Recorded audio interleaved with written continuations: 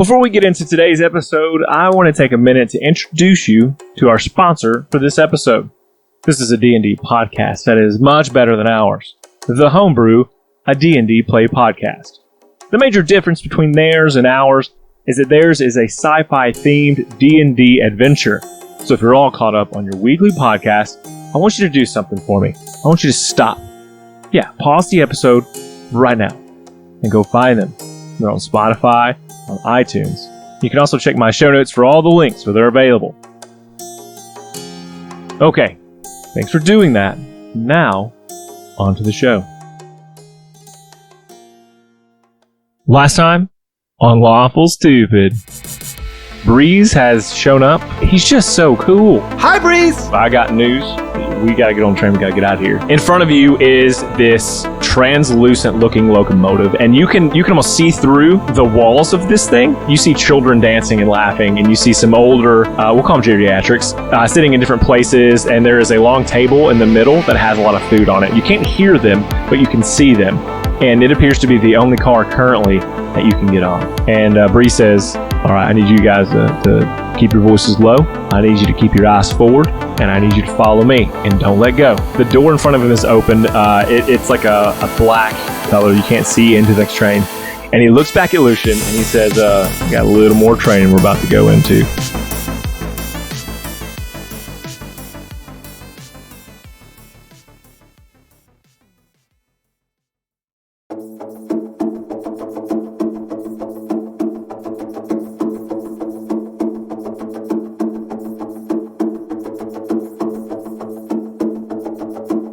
And you're in line, holding hands so sweetly into this translucent blue now from the inside. You can't see outside like you could see from the outside in. It's a very solid train on the inside. Kids playing and laughing, older people sitting around, food everywhere. Seems like a very nice train. As Breeze had grabbed the hand of Lucian and began to step into the next, presumably, car and says, "Man, your training ain't over yet." And you step through into a red car. You notice that it's very red themed. And you notice it's very hot in this car. You almost begin to sweat, perhaps instantly. No matter what you're wearing, you begin to sweat.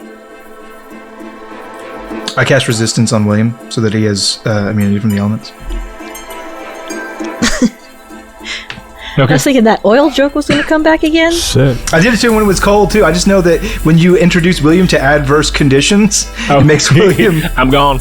I'm in less a pin. effective. You just hear thump as a pin lands on the ground and William is nowhere around. So I hit him with that resistance. So it's nice and cool. You hear the thump of the pin, you know he's in that pin. And so you see hands of men bound and women in some cases that line the walls, and there are no windows to look out, and there's nothing of note other than these like bucket seats against the walls as they line this car, and probably 15 to 20 on each side. Yes. Lucian. I'm not raising my hand. I'm imitating a pin slowly sinking into mud in reference to the chat message. You don't have to pay any attention to me. Breeze. Go on, fella. This is a slave train. It is not, my friend. It's anything except that. All of you roll a perception check for me.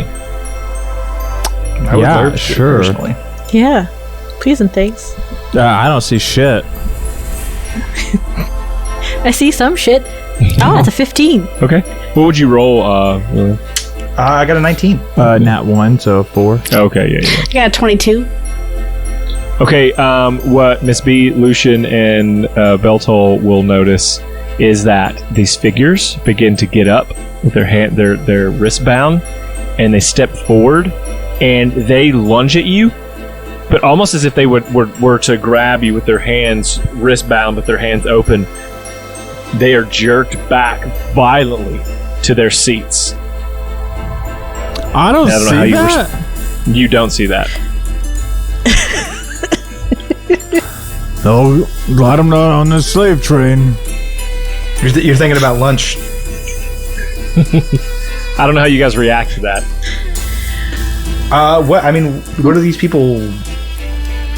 Are they like zonked out like the zombie people with the creepy smile on No, their face? they look like it's almost like they're asleep as they stand up and do that. Like no facial expressions, but their body language reads very Ooh, they're aggressive. sleepwalkers.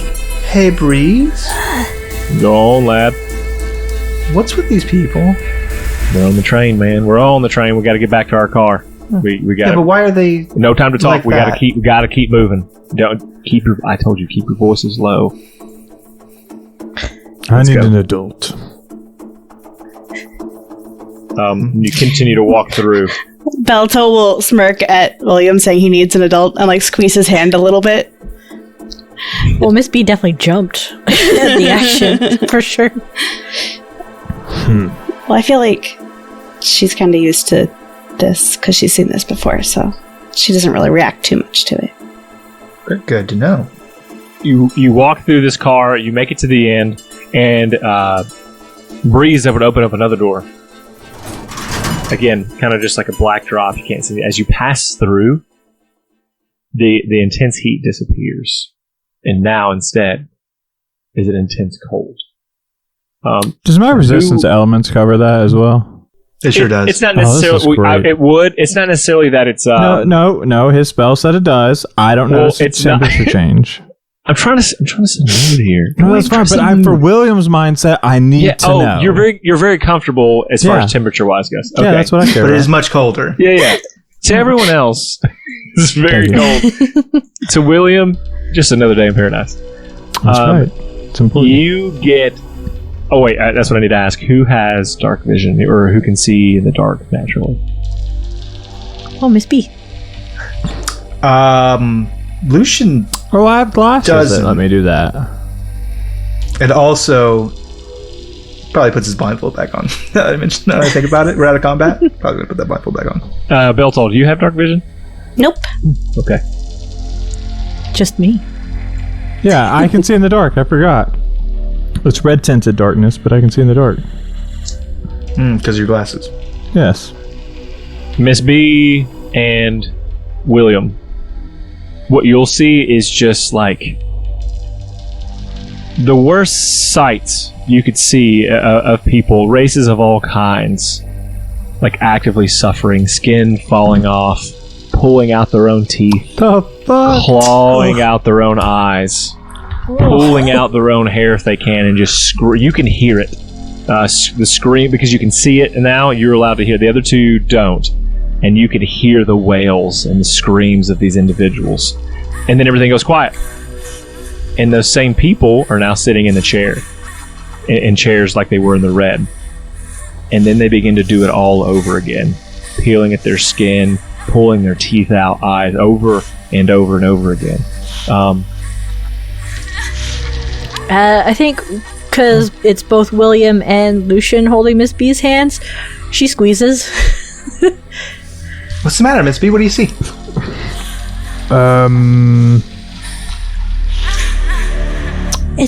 It's best you don't know. So no, I don't believe that at all. It's like a 9 layers of hell thing. These people are tearing their bodies apart and then resetting What? and doing it again. Yeah,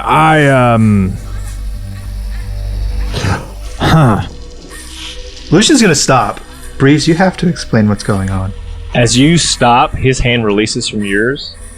You don't hear him respond. And then you hear him right next to you say, "Run." I do. I'm kind of the line leader now, huh? Yes, Yep. you are the line leader. Be a good boy. Be a good boy. Holding on to Miss B's hand, I run. Yeah, she's tugging William. I also run. Just Boom, following boom, at boom. this point. In a chain link. Now all of you suddenly hear these screams erupting into your own ear. Everyone hears it, not just them. And as you begin to run, Lucian, you feel like you've run into a brick wall. Boom. And you Is there any? Can I see Do we anything? all collapse into him accordion style? I'll get there in just a moment. Okay, great. Lucian, you open your eyes, and you're on, some plane of existence where it's just you. And a voice says, "What would you do if you could have anything you wanted?" I don't understand. I come from a place where I can grant you anything that you want. Good, bad, ugly.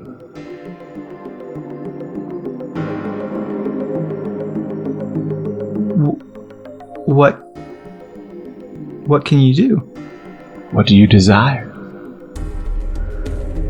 I mean, you couldn't like make the world a paradise, right? Where no one suffered and everyone had more than they could ever use, and abundance was everywhere, and there was no war or crime or pain or suffering. You couldn't do that, could you? No, there's no fun in that. I wouldn't have friends if everything was kosher. You couldn't.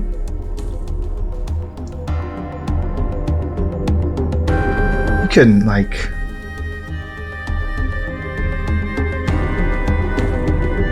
make it so there weren't any orphans or children that suffered? You couldn't do that.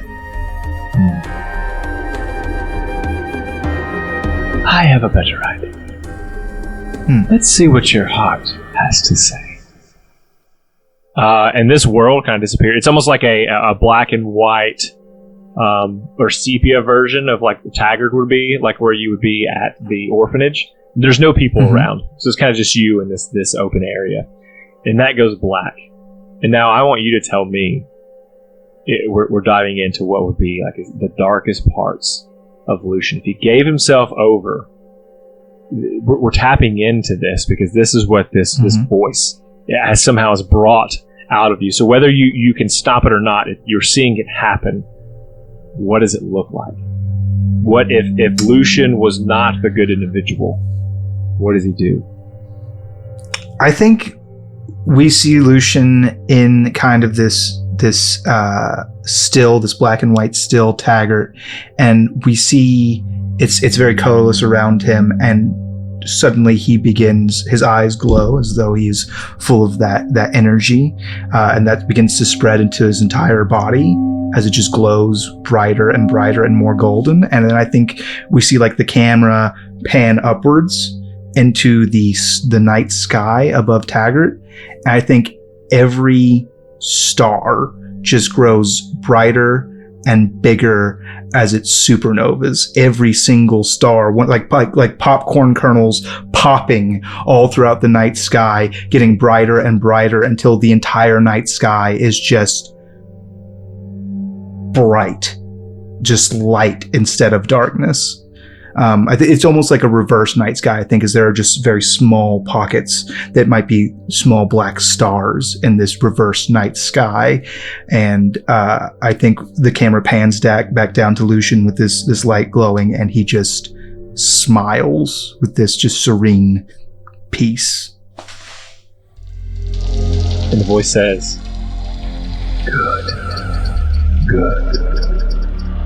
And you are running on the train again, and you leap through at some point this barrier, this unknown door that's in front of you. He just said run, and you leap through and you land and roll into a well-lit train where Breeze is sitting cross-legged drinking some drink, and he says, "About time." Do I have every memory of what I've just seen? Yes, you do. Okay. As that happens, and you're running, you're being pulled, Miss B, by Lucian. You feel his hand slip away from yours, and you too slip and fall in some liquid, something on the floor, and hit your head. Ouch. And you wake up, and where are you?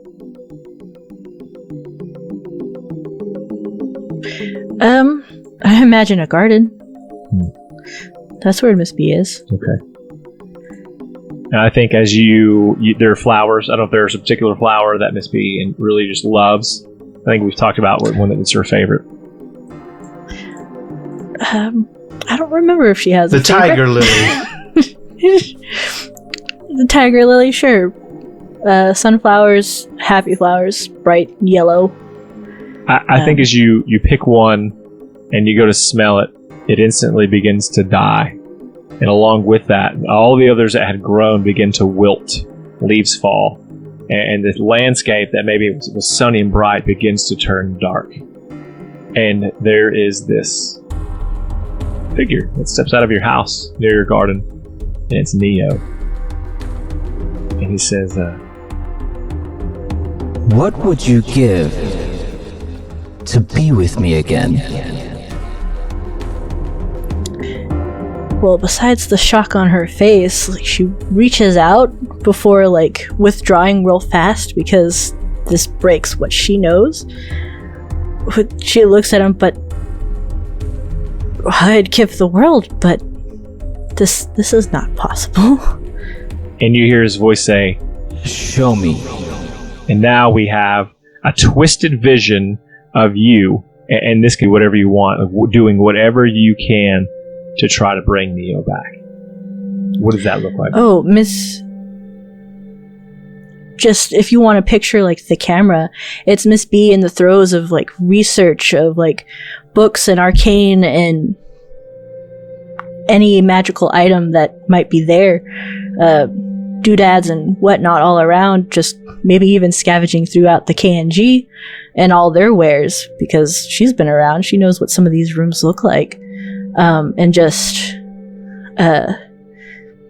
just paperwork of trying to figure out this, that, and the other, to extend life, to give life, to bring back life.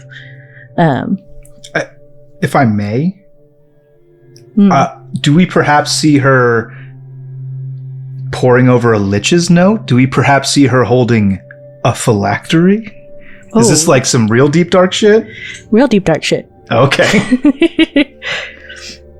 She would go into dark magic. Anything that's been bright and beautiful and fey that she's brought out so far, anything that would be drained of color. We're going dark.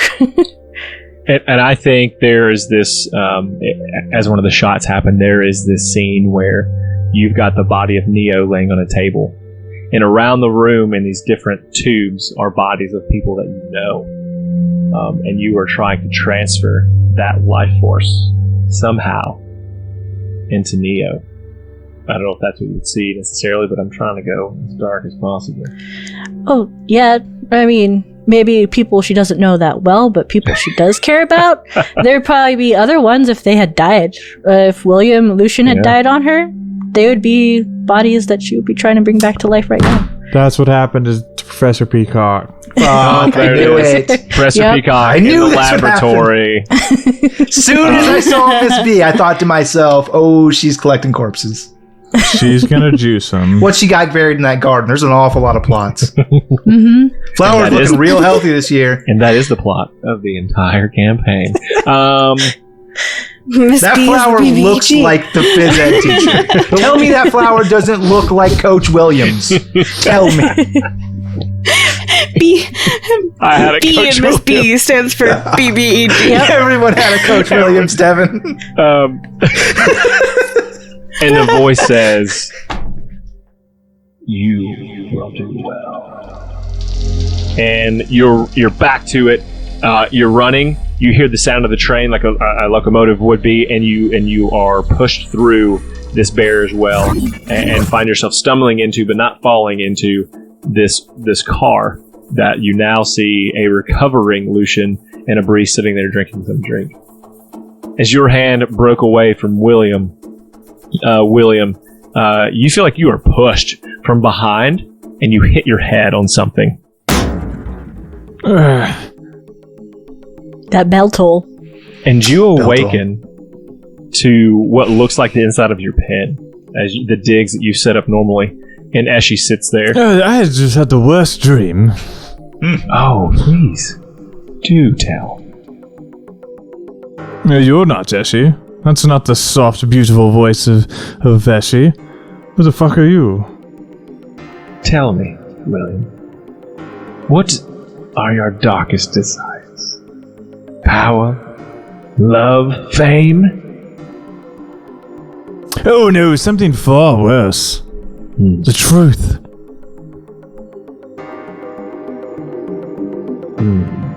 Well, then I guess it's time you know the truth. And Eshi reaches out to touch, but you can't move. And as she reaches, her hand disappears into your chest, and you feel your heart squeeze, and then you wake up again. And where are you at? What are you doing? So this is going to be, what are your darkest desires? Like, what would you do if you had unlimited power and you didn't care who got hurt with it? Oh, dang.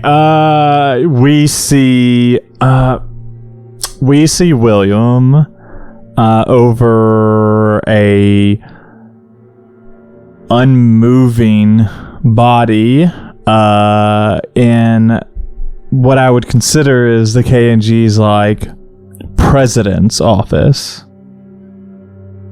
Yeah. And it was this. I'm sorry, just for the listeners and for the world establishment, there was like a leader that gave like our welcome. Who was it? Was like Director General Housen. something. Director Housen. He's the big There boss, we go. right? Thank you. Yes, so he's like, in charge. William's in the director's office, and we have an unmoving Director Housen, we'll say, face down on the desk, and William is looking through his desk, just frantically for something. It's got to be here somewhere. There's some explanation. And the voice says,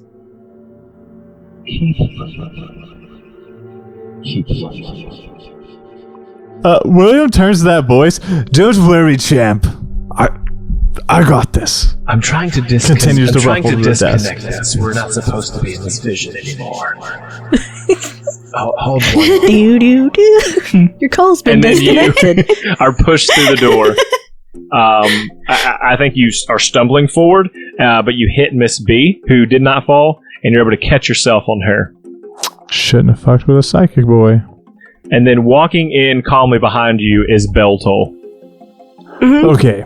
That was some fucked up shit, and I would know about fucked up shit. Anyone want to explain? I got this one. I'm gonna get Beltol. I got this one. She just kind of looks annoyed at him. Well, what we've got here is a train that takes souls to the afterlife. And as you saw, the varying degrees of the first one was pretty nice, right? The kids laughing, and it seems like things are going. That's the car you want to be on. But the next ones, well, those people are bad people, and of course the last one is the worst. And so what's happening is this train takes souls to the afterlife. But we worked out a deal with a man who calls himself a conductor, apparently runs this train, to let us hitch rides underground back to KNG. But that ticket that you that Beltol had, if you ain't got a ticket, well, no one knows where you end up because ain't nobody come back to tell us yet. Breeze, what I know about the circles of hell is the first circle is limbo, the second one is lust, and I'm kind of concerned about which is which based on the cars I was in. Well, because what I know is the car that I walked in was not the first car. Well, I'm concerned. I don't know if that old person car was the second circle. that's some Dante's Inferno.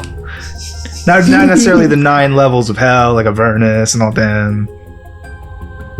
Oh yeah, for sure. That's a Dante's Inferno reference. Yeah, I don't know who Dante is, but listen, don't get on this train.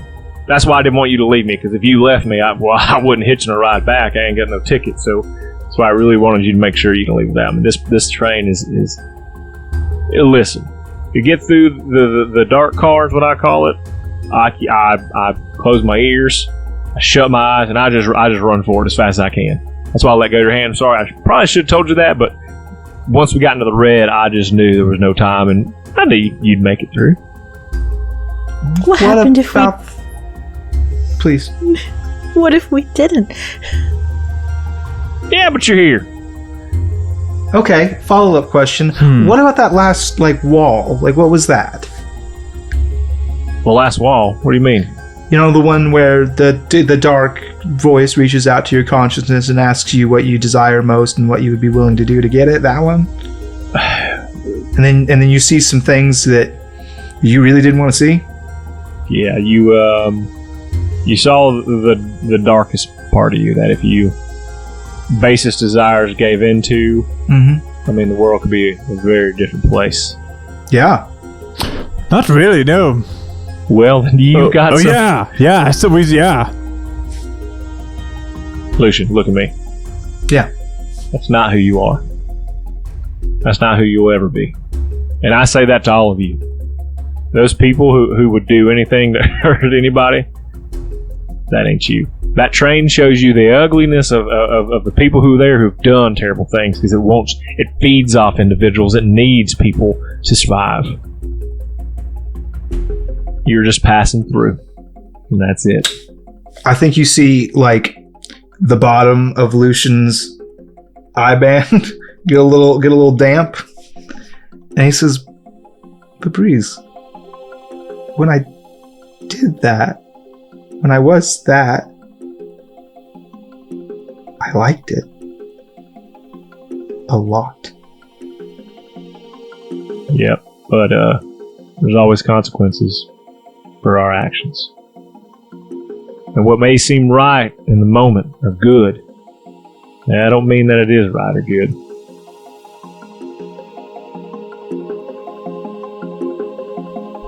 Anyway, you guys want some tea? Don't worry, Lucian. Everything will make sense when you're older. Miss B is going to sit down and have some tea. She's not even going to talk about it. The problem is, Lucian, William. Problem is, William. When I saw what I saw, I looked to be about this age. That's not how it works. It's not a vision of your future. What is it then? Speak for yourself. Don't like that. She kind of gives him a scowl and looks back at Lucian and he just told you it shows the dark parts of your soul, the stuff that you want, but I guess you don't go for it because it'd be wrong or hurtful or whatever. You're too good of a person. Yep, that's pretty spot on too. He was supposed to tell you to, close your eyes and ears as you walk through that train car, but apparently he's not the best guy. Yeah, well, I think everybody should experience it. Let you know what to avoid. She rolls her eyes. What'd you see, Breeze? I used to feel pretty bad. That's weird. You don't ask people that question. Okay, fuck. I don't know. I'm trying to come to terms with my own shit right now, and I'm looking out for my... No. William puts his hand on Lucian. Listen, you don't ask how the age of a lady. Right, you don't ask how much a lady weighs, and you don't ask what somebody sees when they hit the fortune-telling wall. And you just don't do it. I cut you loose the day before you learned that. Wall? Yeah. So I'll tell you this. Since my partner died, I just haven't been the same person. We're basically brothers. And so what I see now is not the same thing I used to see. What I see is a world that ain't got me in it. And honestly, it's a fight every day for me to just keep on. But Lucian, people like you, and he looks around like these other ladies and gentlemen who keep me keeping on. And that's what keeps me strong. Like I said, just because something seems right, don't mean it is. What was your partner's name? Abel. You son of a... I called him Jet. Do you miss him? Every day. And he too is another reason why I make sure that the agents are trained, cared for, and able Except should say hi to Crimson at some point. Oh, Crimson. We go way back. Actually, we were part of the same training team back in the day. Before I decided to go off by myself. So, you see her? Well, you know what? We're headed the same place. I'll tell her I said hello. Good, she told me to tell you. Breeze, are you open to feedback? For you, William, always. Okay, great. You said you were working on training people, but then you didn't tell us anything about the train as we ran to the creepy hell train cars. Say train one more time. I dare you. Hell's Bells over here seemed spot on that you should have been training us for this. So, Hey, William. Yeah. That was the training. The fortune-telling wall was the training? It wasn't fortune. It wasn't telling fortunes. It was showing you the dark side. Yeah. Okay. Yeah, it shows you. I mean, you can give into those things and see how you don't care for life, but it's telling you, here's the ugly part of me. Do I like it? Do I not like it? Do I want to change it? You didn't, Or you could just ignore it. It seems like Beltol said specifically, hey, you should have warned them about the trains. Like, normally we talk to the people that go on these trains. Is she a liar or you a liar? Yeah, I think it's more preference, and that's the reason why I'm a training officer and she's just a field agent. No offense, Beltol. She scowls a little bit. Oh, is this one of I those don't like it when puzzles mom and dad fight. whereas one's telling the truth and the other's telling a lie? No. We have to figure that out? Nope, you have to make an action without thinking about it. No, that's not it. If you try to reason No, it, it's just one of those things where he's got different opinions about how to train people and prepare for them for things than I do. Yeah. That's a good point. they're preparing Why aren't people you a for training things. officer? Well, Why is she in the K&G? You're like 14? Those are strong words from a 14-year-old. 17-year-old. I am 19 years of age, good sir. I'm an adult man. I pay taxes and can vote. Actually, I don't pay taxes. I'm part of a religious Before you organization. died, you don't pay taxes anymore. Well, I didn't before. I was part of a religious organization too. But know this: I'm an adult.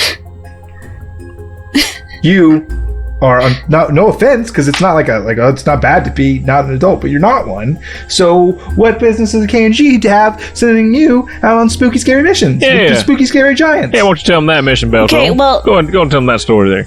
Well, she squints her eyes at Breeze again. Just scowls and looks back at Lucian.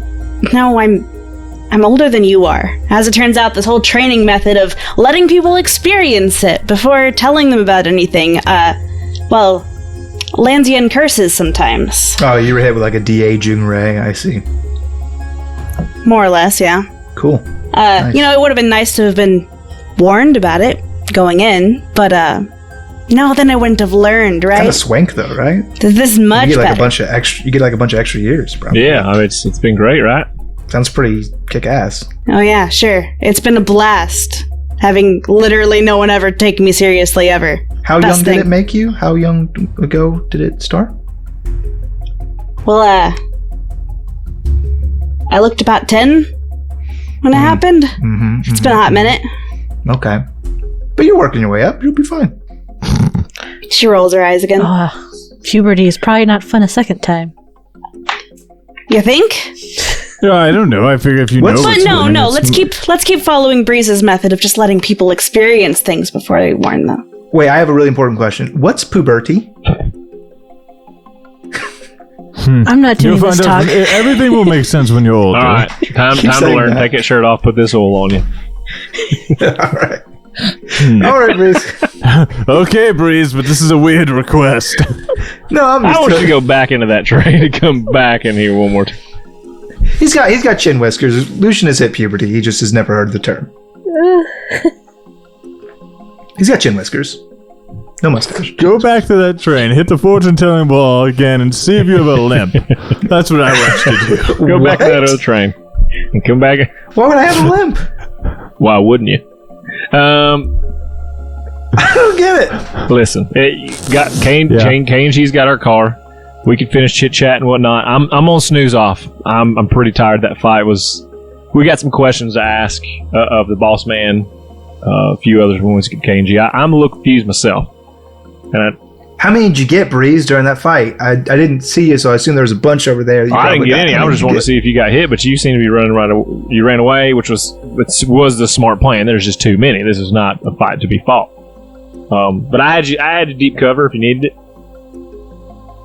So you went and laid in the grass. That was kind of part of my plan. That was a big part of it. It got really hairy there for a second because I thought I bought some time. You'd really thin their numbers, but instead you watched. It was all of them. You want me to be honest? Is there a form for new training officers? Is that a thing we can do? Yeah, you can apply. I would just. I'm a little like a I love you, Breezy. or WD-22 or some shit like that. Does that get us out of the shit mission? You taught me to be a man, Breeze. It's fine, no, poop mission was a must. If I'm being honest, I had one bullet that could do what it did. Oh. Okay. These things that started following y'all, and I don't know why y'all. My bullets don't work on them. They just don't. Okay. And you've noticed that I noticed your magic didn't have a real good effect either. I don't know what the answer is, and I don't. Yeah, they seem to be absorbing magic. I just thought it was like when they got Boo Boo's magic, not just like, hey, here's a bright light magic. You just fill them up until they pop like a balloon.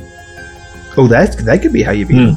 Yeah, like I said, I don't know. I had one bullet specially made. It was given to me years ago. Friend said this will stop anything, and it did. A witch made it out of the powder of one of my ribs. And now now that I've asked her to make a whole bunch, I regret that because I got one rib protecting this hard mine. That's the real plot of a character in Fate, he's like a wizard and his powers. I have a gun. One time I lost a rib and a witch made it into 23 bullets that can kill anything. Well, that's my powers. I don't know any spells. Anyways, you it's really cool. When we get back, we gotta get some questions answered. I feel you. Is there anything else that maybe I could help you with, where I doze off? Beltol's arms are still crossed as she looks at Breeze. She just disagrees with all of his methods. It's fine. But she's gonna look at him and just...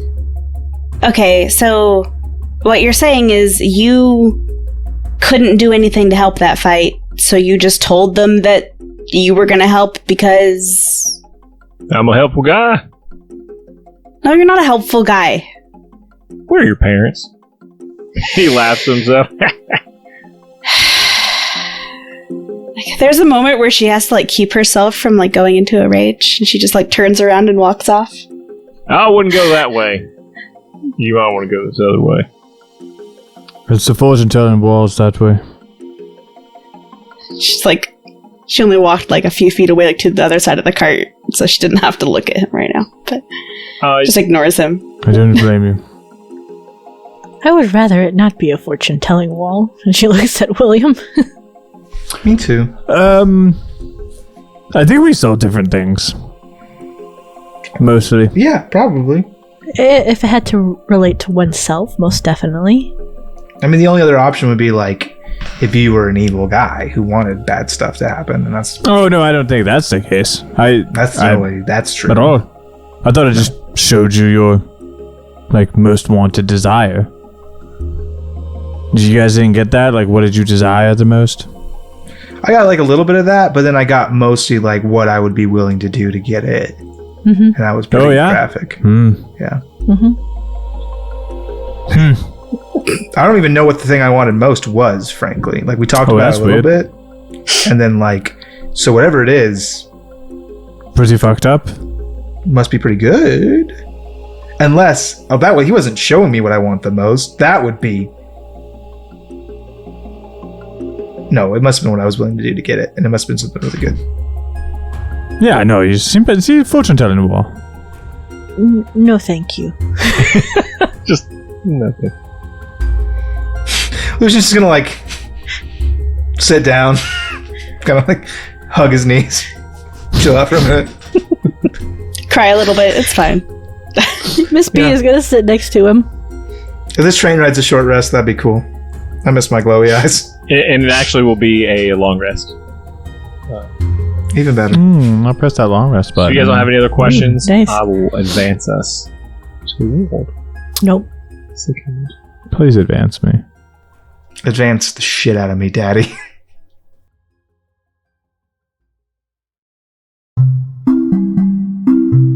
Remember that time I told you to download the Homebrew, a D&D Play podcast?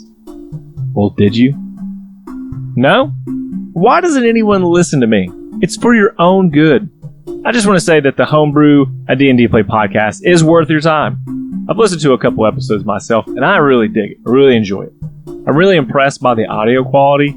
Let's be honest. When you started Lawful Stupid, you were not impressed by the audio quality. We even had to put in there a qualifier saying, hey, you might want to skip a few episodes. But you know what? The audio quality of the Homebrew, a D&D Play podcast, did not disappoint me in any way. Also, the story is extremely compelling.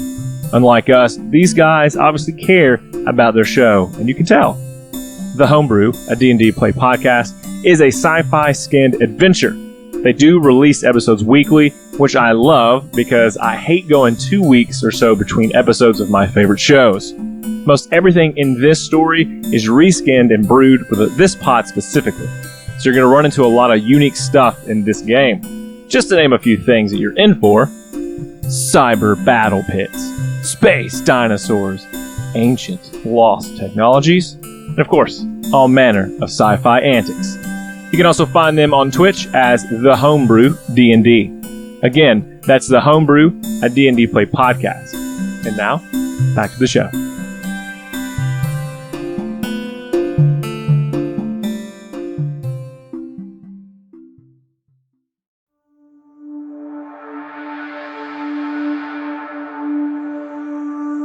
Yeah, you guys will nap. There's some beds that you can lay on. This car is specifically built for the K&G only. No one else comes through here. No other stops are made along the way. And it's sometime later, between sleeping, hanging out, whatever, the train stops, and you are able to exit. This very similar. It looks like a train station. If you've ever ridden a train in this world, and they do exist, it's very similar to any train station you've been to. And you get out, and there is downstairs Director Housen, Misery, and Agent Sly, and also Dr. Ryan. So, like the big three and Misery. And they're all there in their K&G get-up, waiting for you. Hi, guys. William walks off first and says, I had the weirdest dream. You were there, and... Well, okay, just you. And he points to Director Housen. That's so good to know. Thank you, William. And we'll have to talk about that later. But first, we're going to need you all to get up to the briefing room. The briefs room Right now? or the briefing room? The briefing They're room. different. Yes, of course. Feel free to go and get changed. Because you look a hot mess. Yes, you probably could use a bath, a change of cloth. First of all, I don't. I presentation the shit out of myself. I'm clean as a whistle, okay? First of all. Yeah, but I could use like a nice Slow long down. cry in the shower. Go for it, bud. Thanks, thanks, Director.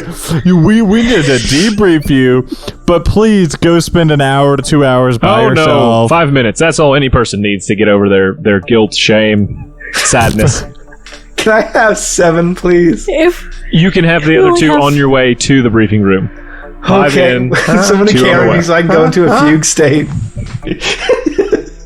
you're only going to have 4 minutes at this rate. Put me on the tensors like this so I can go into a fugue state. Yep, there you go. I'll put you on a floating desk. And he says, You just cry as we walk to the briefing room. Agent Beltol, thank you. Fine job once again. You She get nods. you get another week of leave on top of what you're already taking. Feel free to enjoy that on the K&G. And you'll have some extra funds in your account as well. Another coupon for a free ice cream and cone. Thanks. I appreciate it. These three don't, they're not super keen on following directions half the time, so it was, a challenge. Okay, to be fair though, you sent a child to save us. I mean, a little heads up next time is super important. I follow my heart's direction, you meanie. You old lady. Fuck you. Leave me alone. Oh no, he's let his darkest side out. It's over. The de-evolution of Lucian to say, oh, I followed my heart, you mean old lady. Fuck you. Leave me alone. I follow the guidance of fucking the Lady of Light. And I don't see no fucking beams coming off of you, so you can fuck off.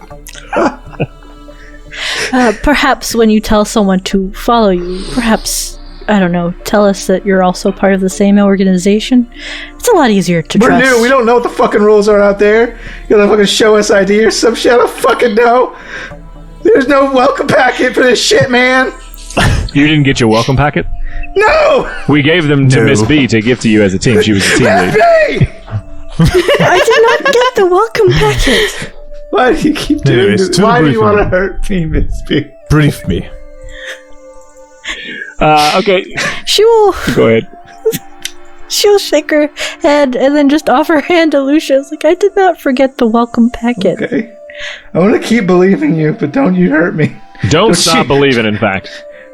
Don't you misplace my trust in you, Miss B. Hold on to that feeling. Miss B, in your fortune-telling wall, were there welcome packets? Fuck. That were never delivered. It is was one of just- my darkest... What's the darkest thing you're willing to do? It's just Miss B with a metal trash can, gasoline, and a match, just full of welcome packets from multiple organizations, all addressed to Lucian. Yes, every fortune-telling wall I have faced so far has been setting ablaze all the welcome packets I have ever received. And the song, do you really No, it's want to thank you for hurt that. me? Plays in the That's a lot background. of reading I didn't have to do. I appreciate that. That's cute. Like that. Beltol exits left. Thank you for coming on. Nekaba, thank you for being in this episode. Hang on tight, because we're going to have you do some things at the end as well. You three go up to your rooms. Misery kind of walks with you. The big three are kind of picking their own path, but Misery was like, oh, I'm so glad to see you. Three are doing okay. I missed you for the time you were gone.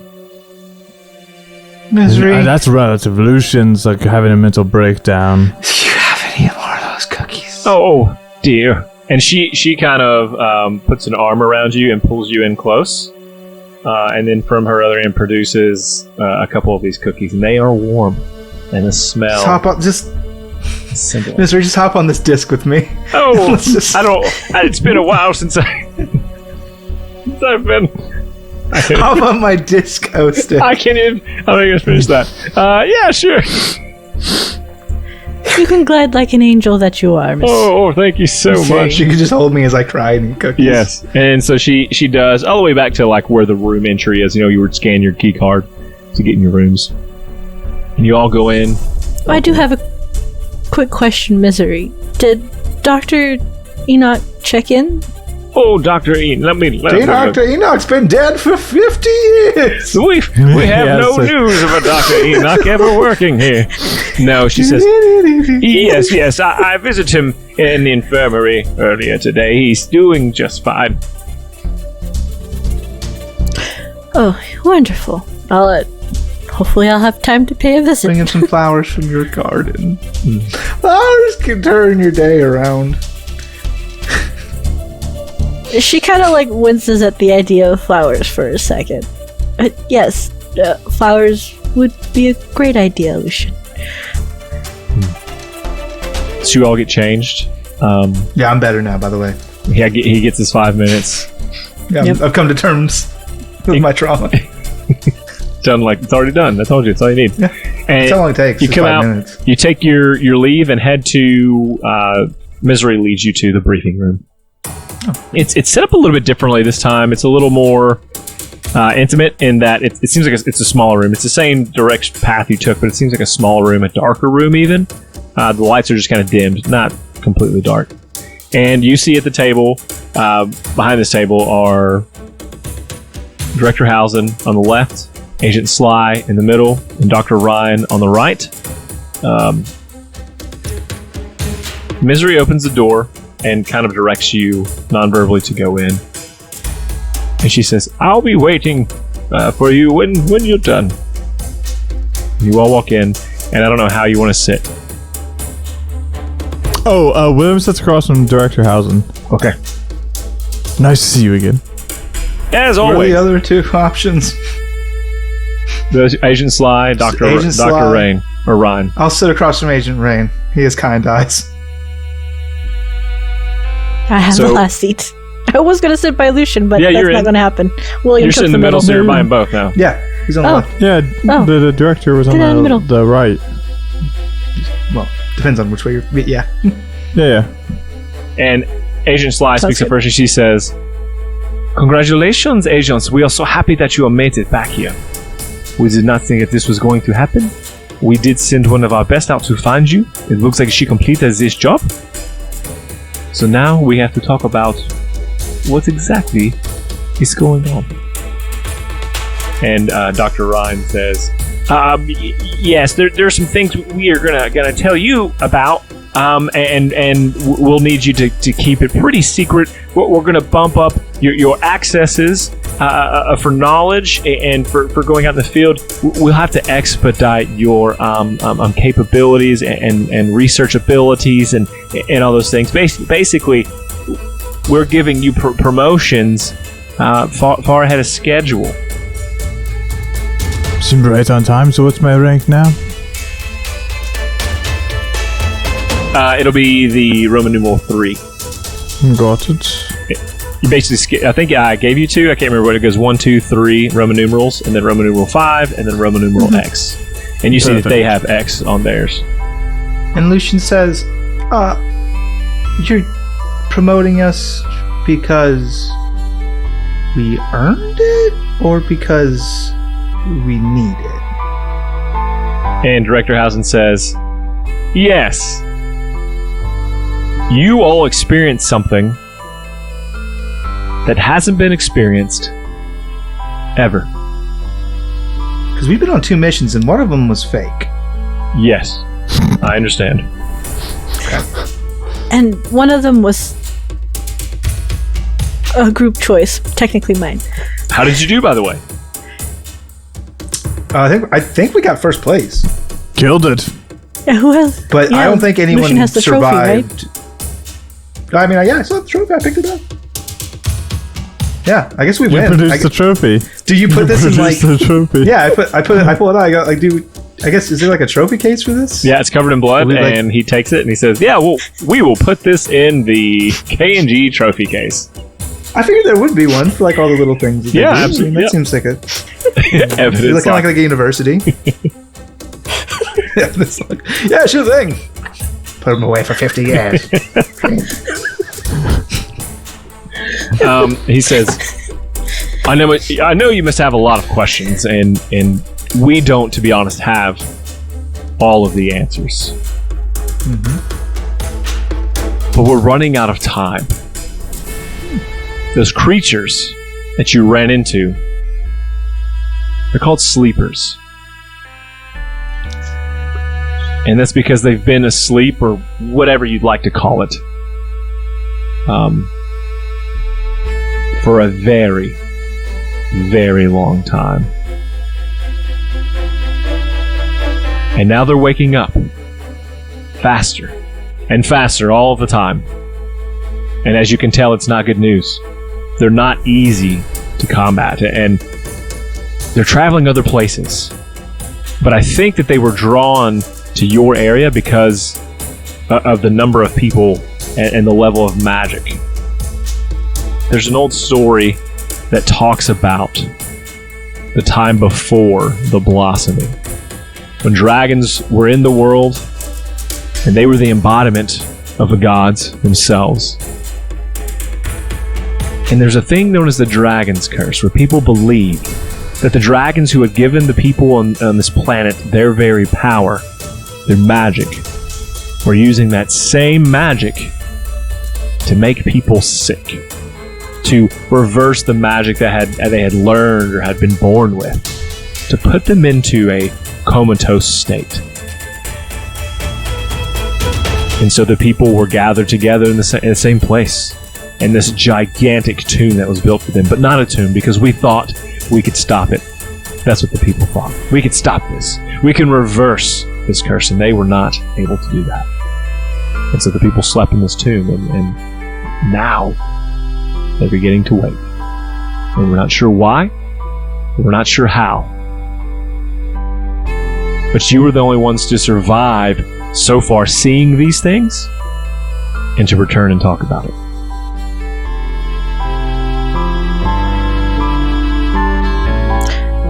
What about Agent Breeze and Beltol? And what about them? She said what she said.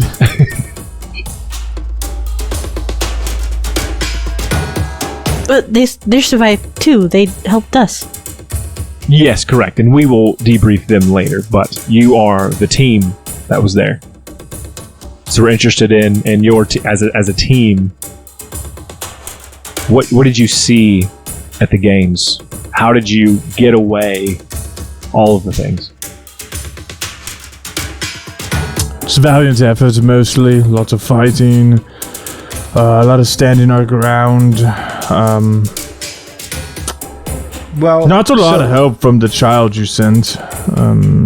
But the weird thing is they liked our magic. Tasty. So they first attacked us in the maze in the form of a giant that was hurling stones, and then eventually came and physically presented itself in the maze.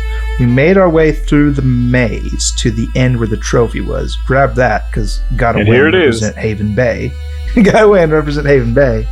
And then there were more of them outside that weren't just giants. Some of them were just creepy, smiley people. And Agent Very locked on us. Beltol thought they were very locked on us and that we could lure them away, but they didn't come after us. They went for the civilians in the village.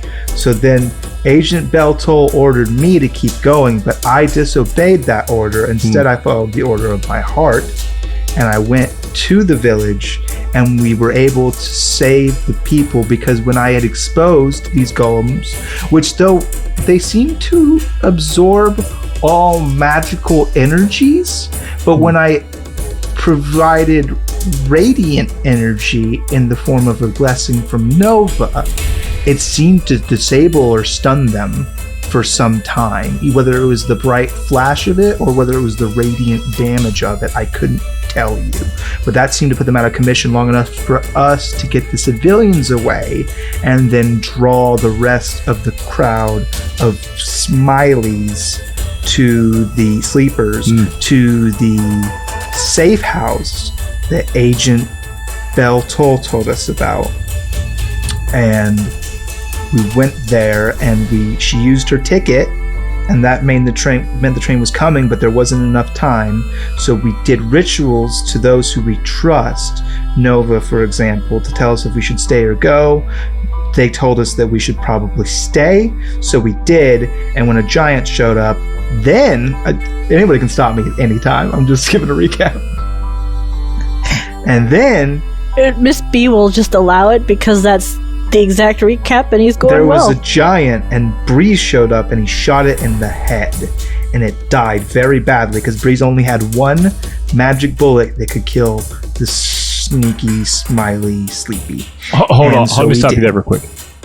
You said Breeze killed one of these things. He did. He said he had a super magic bullet that someone had given him that could stop anything, and he used that to shoot the giant smiley sleepy in the head, and it stopped moving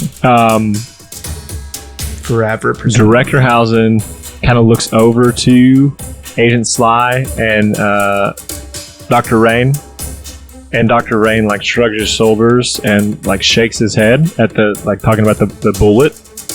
And he says, "Interesting. Okay, we'll note that, and we'll ask about that when we debrief Breeze as well." And then we knew they were coming, but we had to stall the train. So we had very little time to act. And we had Breeze go off to the woods because we thought he could stop them and support them with more bullets. He later told us he only had the one magical bullet.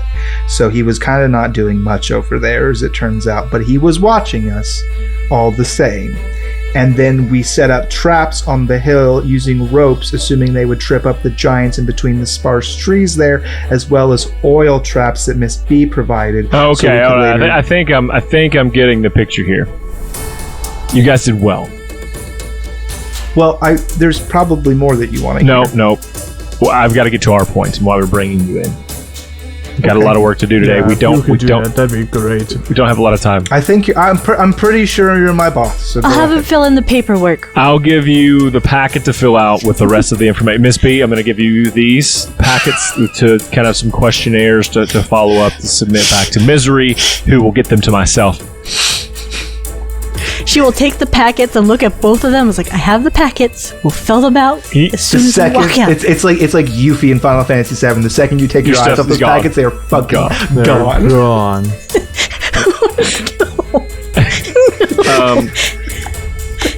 It's she's cursed. And any welcome packet she gets, it gets all filled out, and then gone. She doesn't even remember it. Agent Sly speaks up and says, "Here's what we need from you." And she reaches down into a bag as she's sitting there and pulls out these 3 brightly lit, emanating, pentagon-shaped, they're dragon scales. And she sets them down. There is a red one, there's a blue one, and there's a green one. And they are shining brightly, these colors, I'd say probably 2 feet off of the scales, the brightness there. It's almost like you have to cover your eyes to get used to it for a second. And then you're able to look at it again. Oh, don't worry. William picks up the red one. The red one? Oh, gosh. Yeah. The red one almost like explodes with light into this room. You know, like when you're a kid, you have that little ball, like a disco ball, and it shoots like creatures, like animals. Am I in a red Power Ranger suit now? Yeah. And like you're instead of like using your voice to use tone, you use your hand gestures now to show excitement, sadness, that kind of thing. No, but that thing explodes, and Dr. Rain says, "Oh my goodness, interesting," and he begins to write down some things on paper. Did I break it? Oh no! And he reaches over. Does it not normally do this? He takes it from me. He's like, "It's fine. It's fine." And so the other 2 kind of look at him like he's a weirdo, and he says, "But please don't touch them again." And he kind of pulls him over to hit the side for himself. Are they supposed to do that? That seems like you seem surprised by that. No, it's okay. This is fine. And Agent Sly says, "Your job is to find the other 3 of these scales. We think that the dragon's magic is still very strong in these, even though they haven't been around for some time. And so what we need you to do is find the other 3, and hopefully we can combat these creatures that are coming alive and absorbing your magics. That is the plan." Yeah, you want to tell me more about these things? Yeah, that would be these wonderful. Magic zombies, that'd be great. What we have is what's really that you know was the history. Yeah, I know. I'd love to know the history. It's like the You want to monologue that for me? Yes, for a this minute? and I'm going to let the director Hassan do it again because I don't want to speak in this voice. And he says, like I've already said, Same.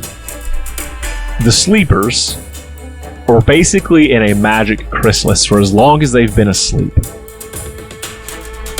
And I don't know the incubation time, but apparently that's now. We don't know what is waking these individuals now. Why 400-600 years later, we presume, is this happening? And why are they attacking? And why are they attacking who they're attacking? We don't know. We've known about the catacombs for a long time. Now we just have to figure out how to get in, or how to stop the things once they get out. Does that seem clear? Not in the least. Magic zombies that are attracted to magic. The I would say essentially. sleepers. No, I'm but summarizing. Then there's these catacombs that you need to get into, but they're getting out of. That about to cover it. Also, we need dragon scales. Yes. Where would we even find the other 3? That. And how do you know? That's another good question. Lucian pulls down his blindfold, and he's got his glow eyes, and he looks at the doctor, and then he looks at the director, and he says, "You're not telling us something that we need to know.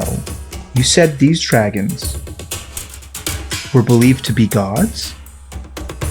They were the embodiment of the gods, yes. They were the embodiment of the gods that we know, so there's 6 Yes. of them. So that's why we need Yes. 3 more. Well, we hope it's 3 more. But what aren't you telling us? What do you mean?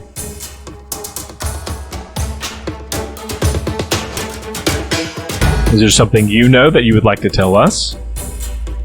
Doctor, how would you explain that reaction just now? He says, it's certainly abnormal, but I don't know if it's reacting simply because of your magical abilities. I don't know. I don't know. Lucian is going to turn to William and tap his head. Mind meld. Yo, what's up? Yo, hey man. Hey, so they know the red dragon if it's the embodiment, like, of the god, like, that's your Eshi scale, right? And it reacted because you have Eshi on you. That's 100% correct. At least that's what we're assuming. Eshi. Right, which makes me think that they know something more about the gods and stuff that they're not telling us. But do they just not know that you have Eshi? How's that? There's no way that's possible. Well, yeah, it's actually pretty possible. I mean, I've been honest about it with you.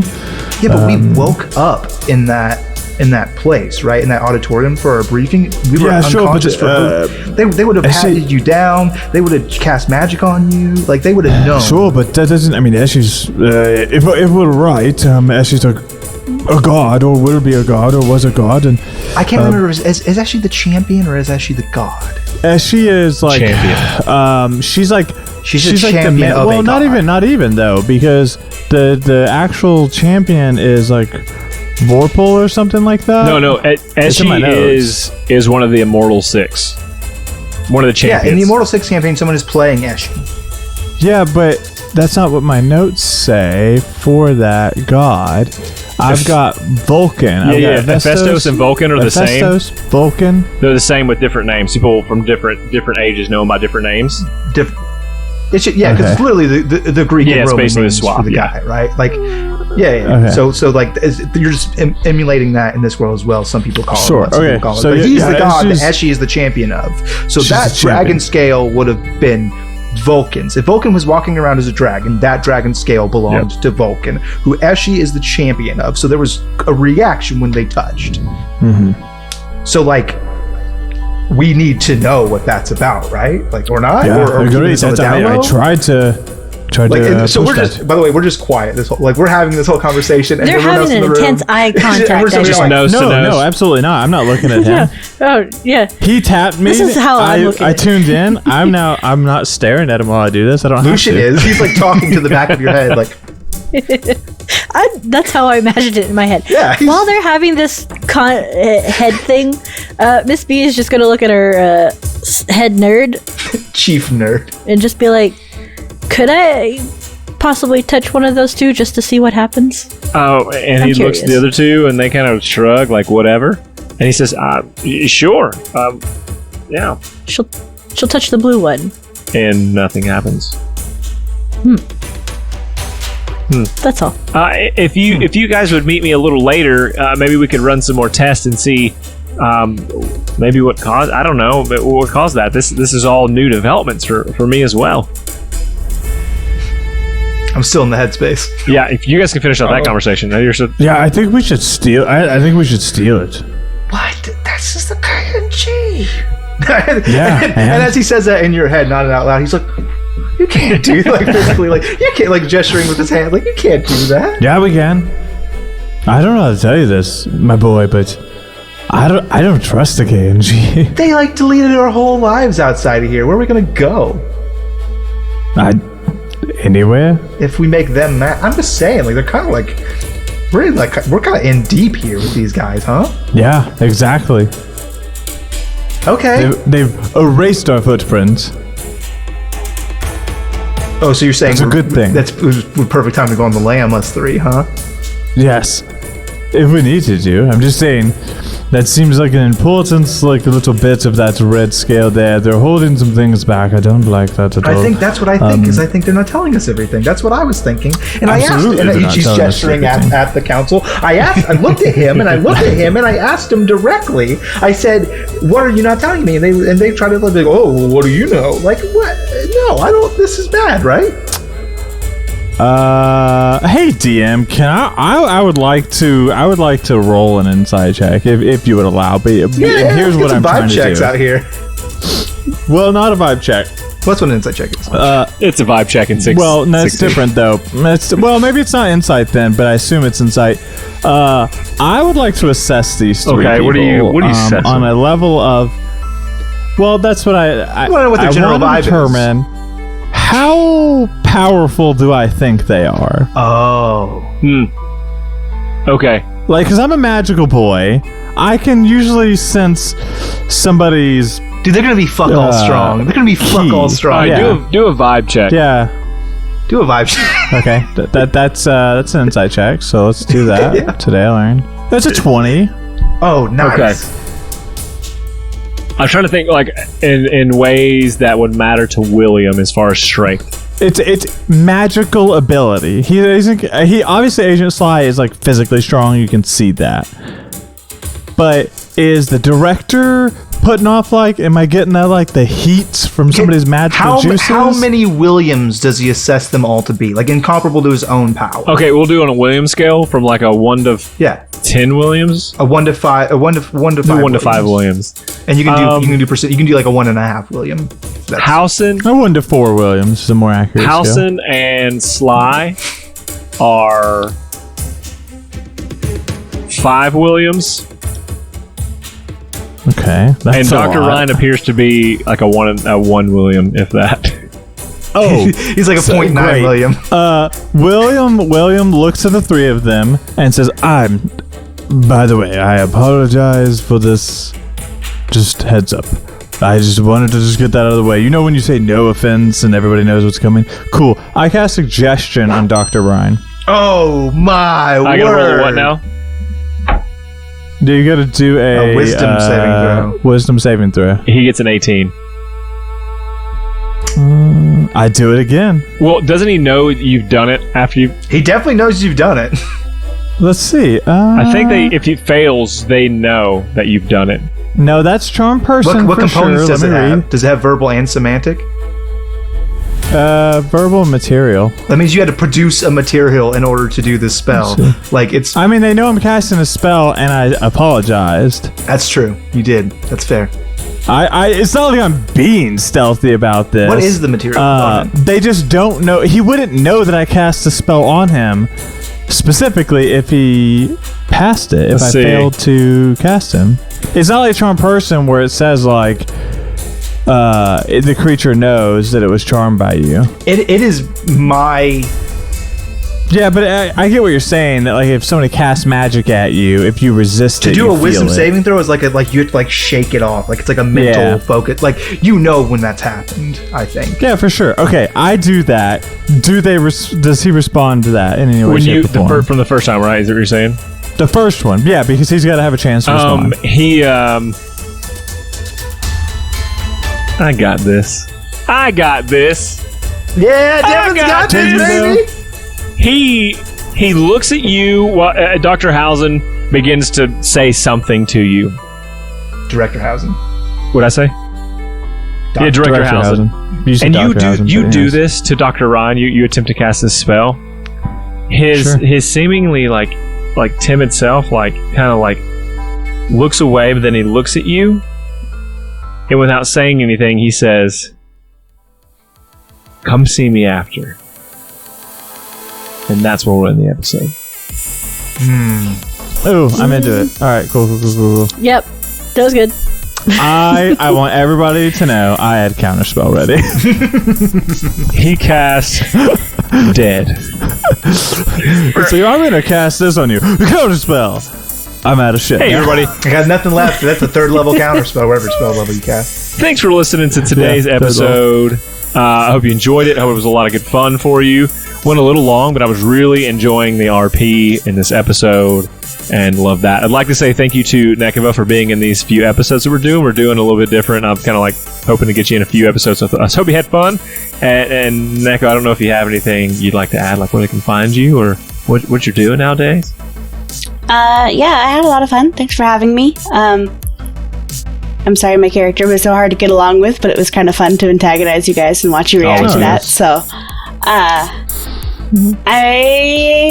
don't have too much going on right now. But you can always find me on the Lawful Stupid Discord. I'm always hanging around. And that's just going to be Nekova. So, come on down to the Discord and find me there. We'll chat. Come and join our Discord. We'll be waiting for you. We're waiting for you. I missed Welcome that. to that one. I still hear it basically every time you guys say Discord on the show. As you should. Perfect. That's important. That's branding right there. Yep. Well, my bit tonight is not Discord, but you can see us at discord.lawfulstupid.org. Today is a Patreon. Come support the show by going to patreon.lawfulstupid.org and support us. Even with $1, you'll get extra super secret content that we post behind locked doors. We also have some fun things in our Discord that you get to participate in. So yeah. What is that thing, Avon? Support us. Yeah, what can the $10 patrons do in our Discord now? What can the I'm so excited. The $10 patrons can participate and join in and be a KNG member in a roleplay. It's semi-canonical. Canonical? Yep. No, canonical. I like That's that better. So any ongoings in there, if you talk to Miss B, Lucian, William, it could have happened. Depends on the event. It's going to be fun. Hey, now Belto will be hanging out there too. Could be semi-comical.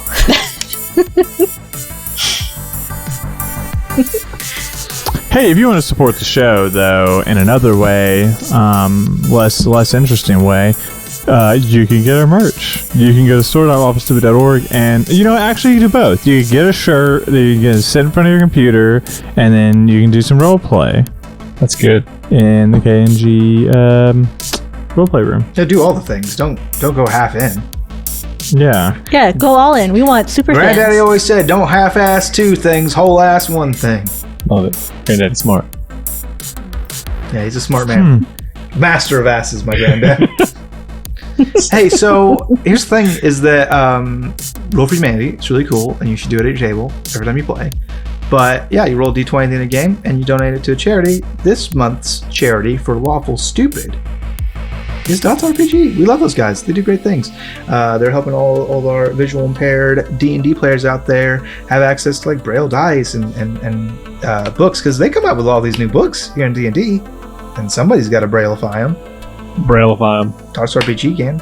I don't know. Translated to Braille is I guess would be the correct way to say it. But yeah, so we're gonna roll a D20 and we're gonna give the monies to them. So here we go. Boop. It's a 1. We don't do that here. Yeah, we do. What? Yeah, I think that's. I want to show everybody. Like that's what. Okay. When you commit to Roll for Humanity, you're committing to pay between $1 and $20 to a charity, and like sometimes a 1 rolls and sometimes a 20 rolls, and like that's just the way it is. We're incorporating that fun randomness into some our things life. never change. So not every roll is going to be a crit. Sometimes it's a crit fail, but that's okay because that means $1 more goes to these great folks. And if that's the worst possible outcome of your dice roll, rather than like getting eaten by a dragon or like just whiffing your spell completely or like angering the council that holds your very life in their hands, like all your bosses in a shadowy organization you agree to join and let your own life behind, like that could be a result of a failing roll, or a great cause gets $1 extra they didn't have before. That's a pretty good fail. You're right. Okay, I'm convinced.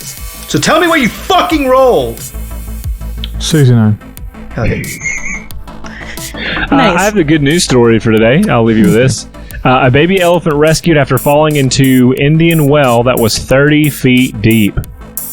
So cute. Nope. What they don't tell you is baby elephant is someone's porn name, and Indian well is someone who is just starting the business. Let me read that title to you one more time. Baby elephant rescued after falling into Indian well. 30 feet deep. I stand by what I said. I don't know about the anatomics check out on that, but I accept and support it. What I will tell you is that they don't tell you how the big elephant got out of that well. And the answer is it got a feather from some pretty problematic racist crows that I thought we canceled a long time ago, frankly. And not sure what they're doing handing out their racist feathers to baby elephants to this day, but maybe you fucking call somebody. I don't know. What you got, Avon? Those crows are racist, dude. The crows from Yeah, Dumbo? absolutely. Fuck those I'm crows. not- What are they doing still hanging out giving feathers to baby elephants so they can fly? Out of wells and I mean, I guess maybe this is their penance. Maybe this is their like, we were racist crows. Now we will dedicate our immortal lives to going from country to country, handing out feathers to baby elephants that get caught in wells to atone for our many racist sins. Maybe that's it. Sometimes I just don't know what to do for these things. What do you do? I'm speechless at times. No, this is the what if, and what if it was just a, I know elephants can be represented by gods in certain cultures. So what if it was a test to make sure we pull out this, what was it, stripper from the well? It was porn star, I believe. It was to pull the porn star out of another porn star. The transition was really good.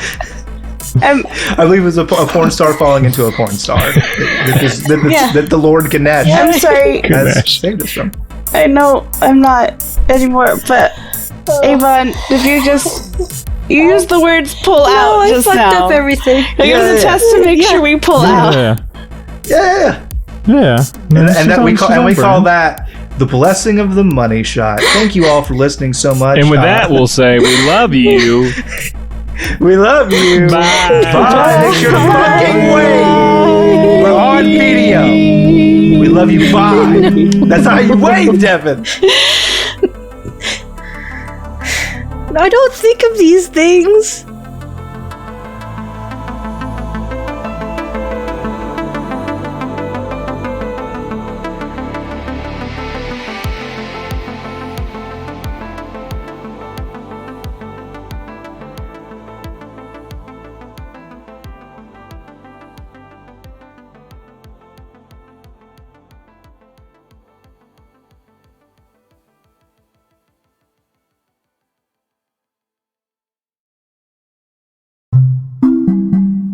Alright, listen up. We were paid well to tell you about The Homebrew, a D&D Play podcast. But what they did not require me to say, and that I feel very comfortable saying, is that one day, Wizards of the Coast is going to come crawl into this podcast, and they're going to ask them to rep the brand. And you can say bye-bye to your beloved Matt Mercer, everyone, and say hello to the new and the improved Grant Milkey, DM of The Homebrew, a D&D Play podcast. But in all seriousness, these guys put out a great product, and we know you'll want to give them a shot. All the links for The Homebrew, a D&D Play podcast, are in today's episode show notes. Go check them out. And now, back to our post-episode antics, or as it's colloquially known, the part where you stop listening.